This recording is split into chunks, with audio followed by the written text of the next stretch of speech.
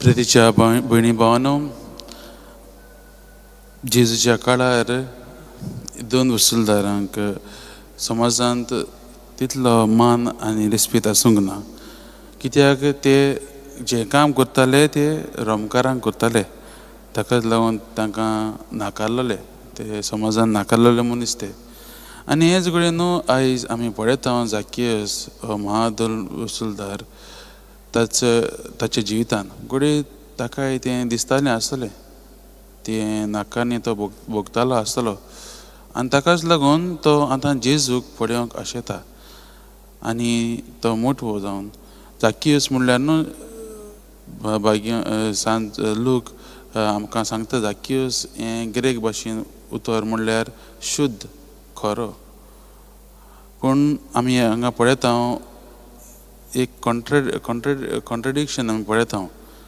तो शुद्ध आसपाची खातीर पूण तो दोन वसूलदार जावन दुसऱ्यांक घडये जायते जाणांक ताणें नागयल्ले आसतले.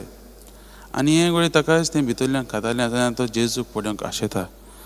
आनी मोगाच्या भयणी भावांनो, जेन्ना तो आशेता जेजू ताका पळयता आनी ताच्या घरा येवन रावता. आयज न्हू मोगाच्या भयणी भावांनो, आमी आमच्या जिवितांत ह्या घडणुके वयल्यान झाकियसाच्या जिवितांतल्यान आमी आमच्या जिविताक कांय शिकवण्यो घेवया. पयलें म्हणल्यार न्हू, आमी दुसऱ्यांची नीट करूंक फावना.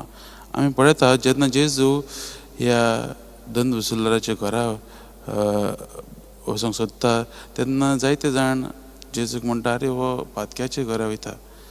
घडये ताणें चिंतलें आसतलें, हांगा जायते पवित्र मनीस आसात, तांचे घरा जेजूच्यान वचून वतालें, पूण जेजू पातक्याच्या घरा वयता आनी रोखडीच नीट करूंक लागतात. आमी आमच्या जिविताचेर नदर मारुया आनी पळया आमी असलीं मनशां जाल्यात काय.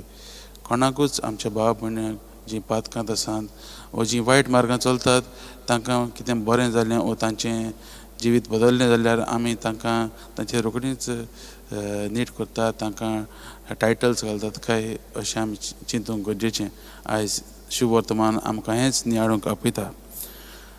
दुसरें म्हणल्यार आमी आमच्या जिवितांत घेवंक जाता तें म्हणल्यार मोगाच्या भयणी भावांनो, झाकियसा भाशेन आमी जेजूक पळोवंक, जेजूक अनुभवूंक आशेवंक गरजेचें.